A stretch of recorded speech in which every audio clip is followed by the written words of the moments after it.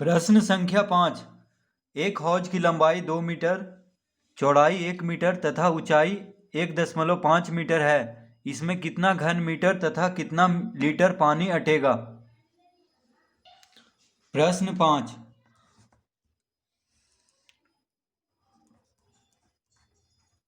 हौज की लंबाई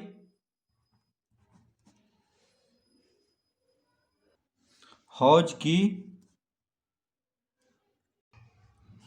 की लंबाई बराबर कितना दिया हुआ है? 2 मीटर। हौज की लंबाई 2 मीटर, चौड़ाई दिया है 1 मीटर,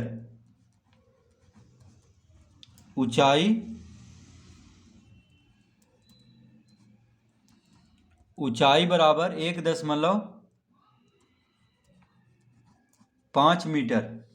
तो हौज की लंबाई 2 मीटर, चौड़ाई 1 मीटर और ऊंचाई 1.5 मीटर। तो इसमें कितना घन मीटर तथा कितना लीटर पानी अटेगा, यानी इसका आयतन निकालना है। तो हौज का आयतन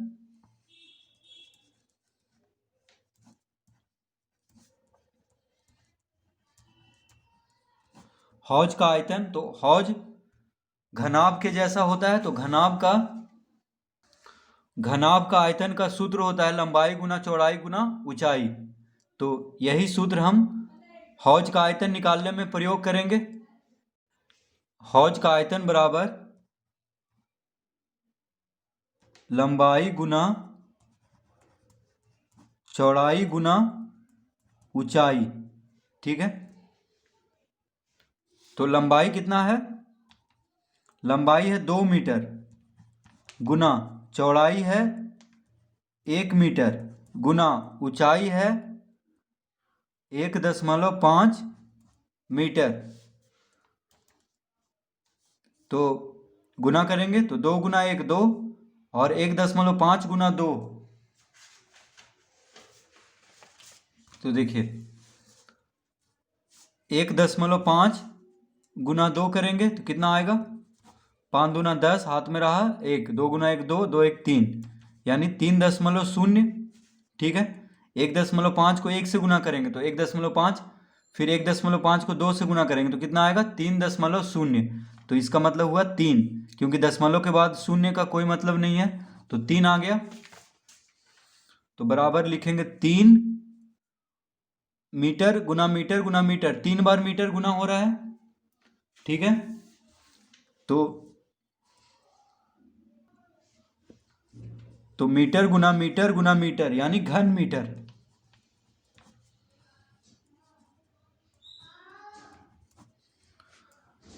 तो हौज का आयतन कितना आ गया? 3 घन मीटर।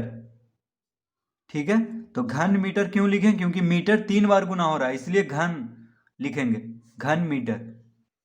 तो हौज का आयतन आ गया 3 घन मीटर।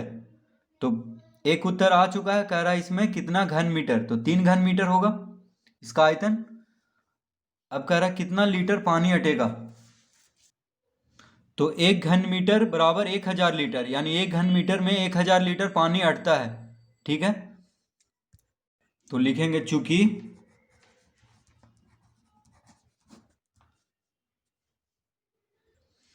चूंकि 1 घन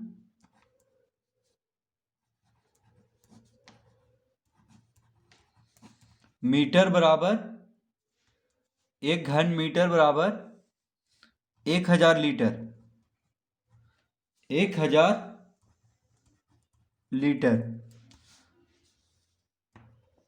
तो 3 घन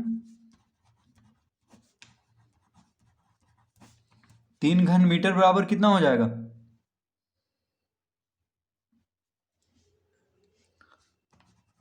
3 गुना 1000 लीटर, तो बराबर 3000 लीटर। तो 1 घन मीटर बराबर 1000 लीटर, तो 3 घन मीटर बराबर कितना हो जाएगा? 3000 लीटर। ठीक है, तो अब लिखेंगे हम अतः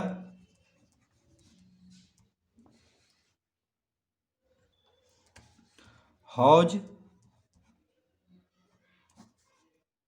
3 घन मीटर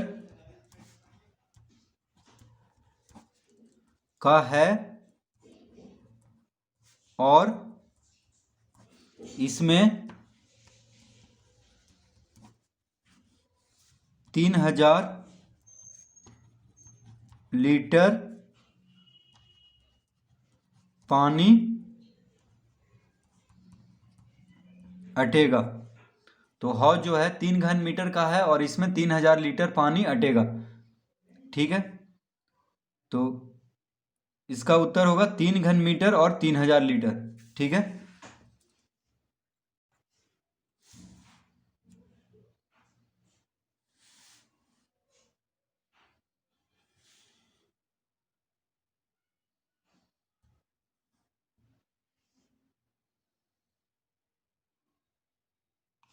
प्रश्न संख्या 6।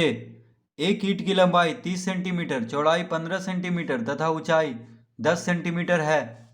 5 मीटर लंबे, 45 सेंटीमीटर चौड़े तथा 3 मीटर ऊंची दीवार बनाने में कितनी ईंटों की जरूरत होगी? तो प्रश्न 6। तो एक ईंट की लंबाई 30 सेंटीमीटर, चौड़ाई 15 सेंटीमीटर तथा ऊंचाई 10 सेंटीमीटर दिया हुआ है और दीवार की लंबाई है 5 मीटर, चौड़ाई 45 सेंटीमीटर, ऊंचाई है 3 मीटर। ठीक है, तो हम पहले लिखेंगे दीवार की लंबाई कितना दिया हुआ है? 5 मीटर। 5 मीटर और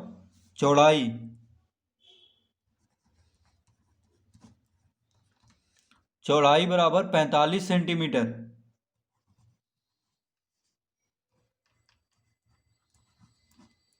चौड़ाई 45 सेंटीमीटर और ऊंचाई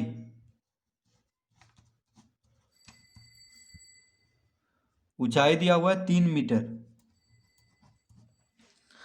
तो लंबाई है मीटर में, चौड़ाई है सेंटीमीटर में और ऊंचाई है मीटर में। ठीक है, तो दीवार की लंबाई है 5 मीटर, चौड़ाई है 45 सेंटीमीटर और ऊंचाई है 3 मीटर। तो हम तीनों को सेंटीमीटर में बदल लेंगे क्योंकि ईंट की लंबाई सेंटीमीटर में दिया हुआ है, चौड़ाई भी सेंटीमीटर में है और ऊंचाई भी सेंटीमीटर में। तो 5 मीटर बराबर कितना हो जाएगा? 1 मीटर में 100 सेंटीमीटर होता है, तो 5 मीटर में 500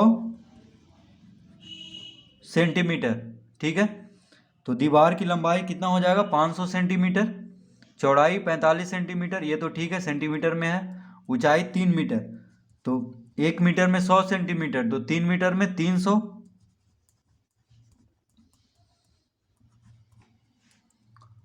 तो दीवार की लंबाई, चौड़ाई और ऊंचाई, ठीक है, तीनों सेंटीमीटर में हो गया है। अब हम लिखेंगे दीवार का आयतन।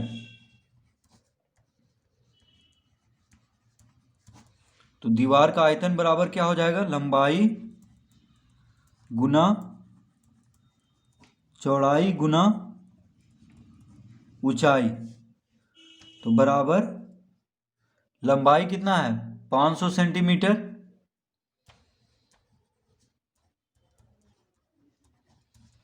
गुना 45 सेंटीमीटर गुना 300 सेंटीमीटर। तो दीवार का आयतन 500 सेंटीमीटर गुना 45 सेंटीमीटर गुना 300 सेंटीमीटर। ठीक है, तो ये तो हो गया दीवार का आयतन। इसको हम गुना नहीं करेंगे क्योंकि कितना ईंट है उसको निकालना है, तो अगर गुना कर देंगे तो ज़्यादा मेहनत हो जाएगा काटने में। ठीक है, इसीलिए इसको इसी तरह रहने देंगे, दीवार का आयतन को इसी तरह हम रहने देंगे। अब हम लिखेंगे ईंट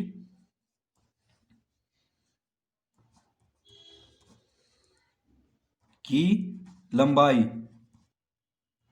तो ईंट की लंबाई है 30 सेंटीमीटर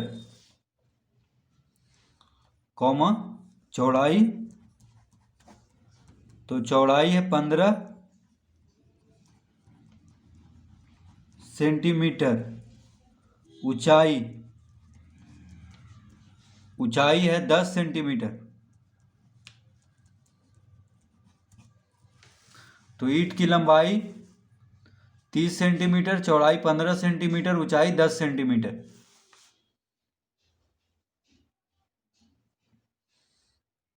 तो ईंट का क्षेत्रफल, ये माफ कीजिएगा, ईंट का आयतन कितना हो जाएगा?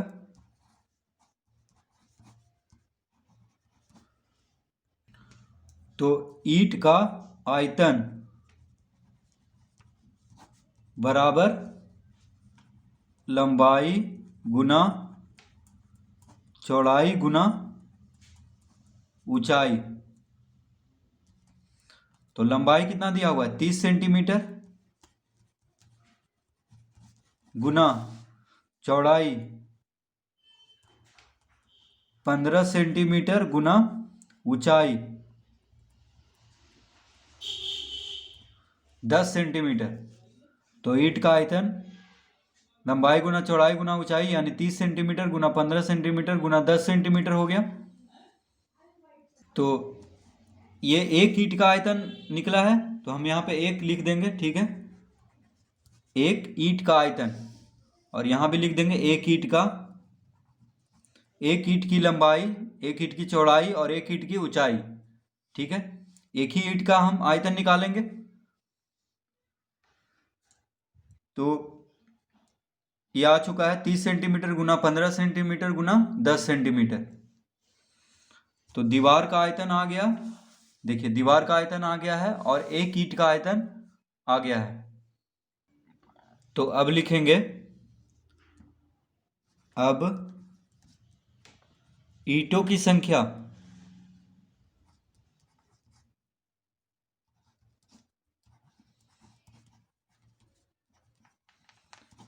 तो दीवार बनाने में कितनी ईंटों की जरूरत होगी।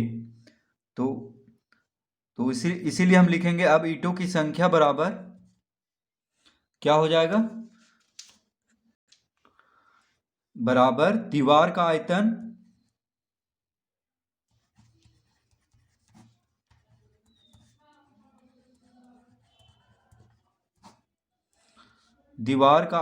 बटा एक ईंट का आयतन।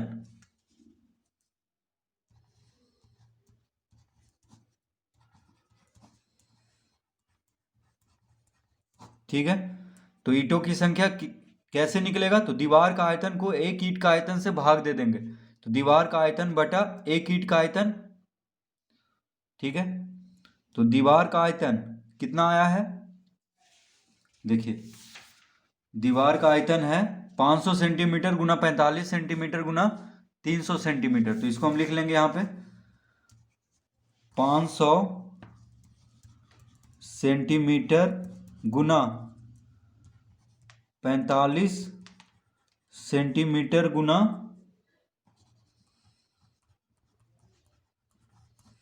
300 सेंटीमीटर बटा एक ईंट का आयतन। तो एक ईंट का आयतन कितना आया है? 30 सेंटीमीटर गुना 15 सेंटीमीटर गुना 10 सेंटीमीटर। तो यहां पे लिखेंगे 30 सेंटीमीटर गुना 15 सेंटीमीटर गुना 10 सेंटीमीटर।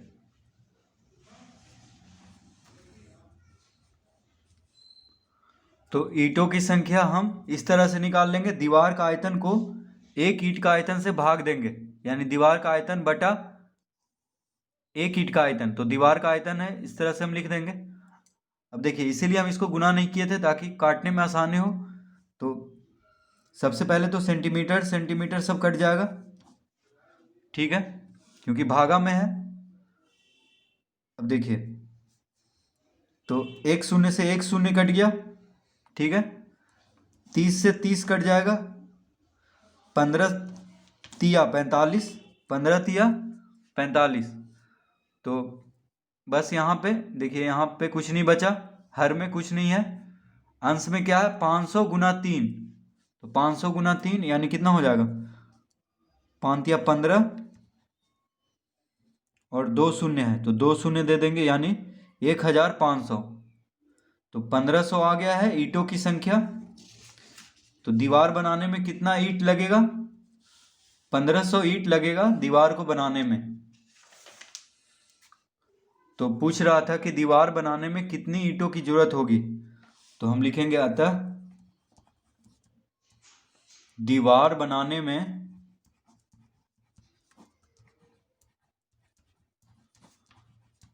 बनाने में 1500, देखिए 1500 इसको हम बोल सकते हैं, 1500 ईंटों की जरूरत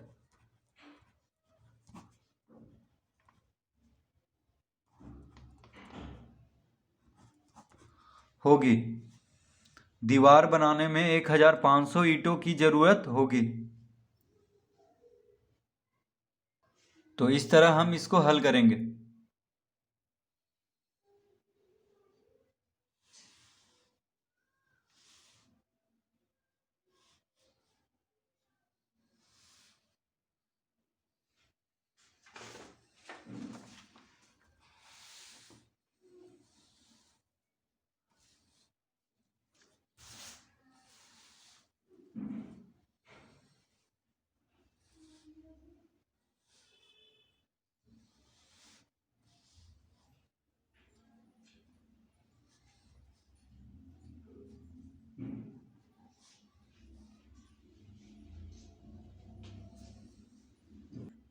प्रश्न 7, दिए गए आकृति का क्षेत्रफल ज्ञात करें।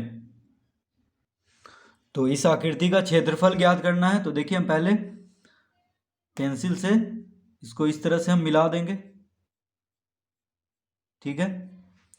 तो ये हो गया इसका लंबाई और ये हो गया चौड़ाई, यानी इसका क्षेत्रफल हो जाएगा 11 गुना 2, तो लंबाई गुना चौड़ाई, ठीक है। तो 11 गुना 2 हो जाएगा यानी 22। अब देखिए इसको भी मिला देंगे, तो इसका क्षेत्रफल हो जाएगा यहाँ से यहाँ तक 11 है, तो 11 में से 3 घटाएंगे तो ये हो जाएगा 8, ठीक है। यहाँ से यहाँ तक 8 हो जाएगा क्योंकि यहाँ से यहाँ तक 3 है, तो 8 3 11, पूरा 11 है, ठीक है। तो ये हो गया 8 और ये हो गया 1, यानी चौड़ाई हो गया 1 इसका और लंबाई हो गया 8, तो इसका भी क्षेत्रफल निकाल देंगे 8 गुना 1 करके। अब इसको मिला देते हैं, तो यहाँ से यहाँ तक का दूरी कितना होगा, देखिए यहाँ से 3 और यहाँ से 3, 3 3 6 और पूरा है 11, तो 11 में से 6 घटा देंगे तो यहाँ से यहाँ तक 5, यानी लंबाई 5 हो गया यहाँ से यहाँ तक और चौड़ाई 3 दिया हुआ है, तो 5 या 15, लंबाई गुना चौड़ाई, तो इसका 15 वर्ग सेंटीमीटर हो जाएगा। अब इसको भी मिलाएंगे, देखिए तो यहाँ से यहाँ तक कितना है, ये पूरा 11 है, देखिए यहाँ से यहाँ 11, 3 घट गया तो 8 हो गया, यानी लंबाई यहाँ से यहाँ तक 8, देखिए यहाँ से यहाँ तक 8 और 1 चौड़ाई, तो 8 गुना 1 यानी 8 वर्ग सेंटीमीटर हो जाएगा इसका।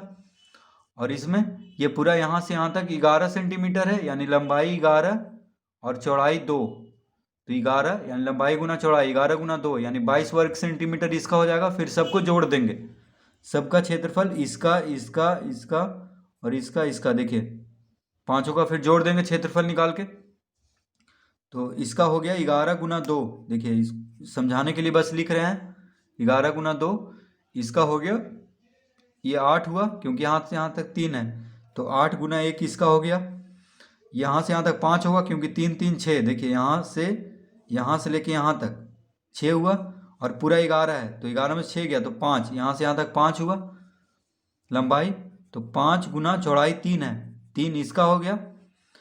इसमें देखिए 5 और ये 3 है, यहाँ से यहाँ तक अभी हम 5 निकाले हैं और 3 है यहाँ से यहाँ तक, तो 8 हो गया लंबाई और 1 चौड़ाई है, तो 8 गुना 1, ठीक है। और इसमें देखिए 11 है पूरा और चौड़ाई है 2, यानी 11 गुना 2, तो फिर सबका क्षेत्रफल निकाल के जोड़ देंगे, देखिए इसका 22 हो जाएगा, 22 वर्ग सेंटीमीटर, इसका 8 वर्ग सेंटीमीटर, इसका 15, इसका 8 और इसका 22, फिर सबको जोड़ देंगे।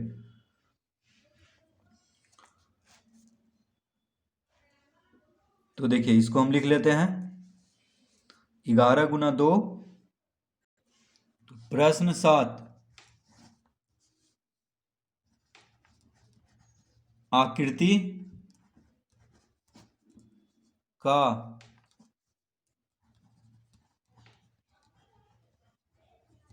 क्षेत्रफल बराबर, आकृति का क्षेत्रफल क्या हो जाएगा? तो देखिए हम एक एक करके लिखेंगे। तो 11 सेंटीमीटर गुना 2 सेंटीमीटर, लंबाई गुना चौड़ाई, ऊपर से देखिए लिख रहे हैं। ठीक है, एक आयत का हो गया, जो ऊपर में बड़ा आयत है उसका हो गया लंबाई गुना चौड़ाई। अब जोड़, अब उसके नीचे वाला आयत में देखिए जो छोटा है, तो इसका हो गया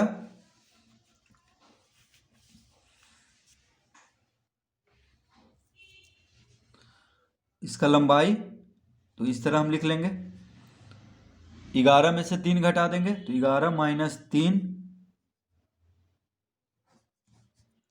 सेंटीमीटर गुना 1 सेंटीमीटर। ठीक है, तो 11 माइनस 3 क्यों किए हैं? क्योंकि 3 घटाना है तभी आएगा इसका लंबाई। तो 11 में से 3 जाएगा तो 8 सेंटीमीटर हो गया इसका लंबाई। अब जोड़, अब देखिए 2 आयत का निकल गया। अब तीसरा आयत, तो तीसरा आयत में 11 माइनस 6 करेंगे क्योंकि 3 3 6, तो 11 में से 6 घटाएंगे तभी आएगा इसका लंबाई। तो 11 माइनस 6 सेंटीमीटर, ये हो गया लंबाई, गुना 3 सेंटीमीटर है इसका चौड़ाई। तो ये हो गया तीसरा आयत का। अब देखिए चौथा आयत फिर जोड़ेंगे, तो इसमें भी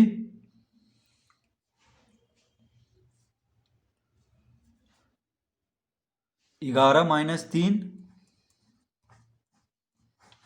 सेंटीमीटर गुना 1 सेंटीमीटर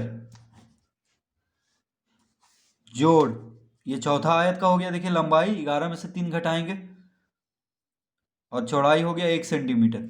ठीक है, फिर पांचवा जो आयत है उसमें 11 लंबाई हो गया 11 सेंटीमीटर गुना 2 सेंटीमीटर चौड़ाई। तो ये हो गया पहला आयत का। तो 11 गुना 2 कितना हो जाएगा?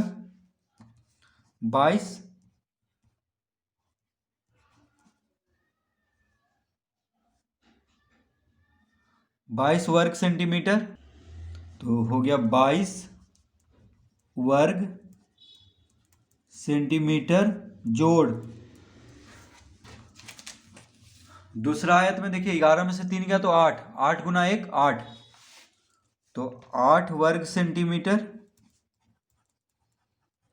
जोड़। तीसरा आयत में 11 में से 6 गया तो 5। ठीक है, 11 में से 6 गया तो 5, 5 दिया 15, 15 वर्ग सेंटीमीटर। ठीक है, फिर जोड़ देंगे। चौथा आयत में देखिए 11 में से 3 गया तो 8, 8 गुना 1 लंबाई गुना चौड़ाई, यानी 8 गुना 1 8, तो 8 वर्ग सेंटीमीटर जोड़ 11 दूना 22, 22 वर्ग सेंटीमीटर। तो इसको जोड़ देंगे तो देखिए 22 8 30, 30 15, तो सबको जोड़ देंगे क्योंकि सब वर्ग सेंटीमीटर, सब का क्षेत्रफल हम निकाल लिए हैं जितना भी आया था इस आकृति में। तो 22 8 30, 30 15 कितना हो गया? 45, 45 8 53, और 53 और 22 को जोड़ेंगे तो हो जाएगा 53 10 63 10 73 2 75, यानी 75 वर्ग सेंटीमीटर इसका उत्तर। यानी इस आकृति का क्षेत्रफल कितना आ गया? 75 वर्ग सेंटीमीटर। तो इस तरह हम इसको हल करेंगे।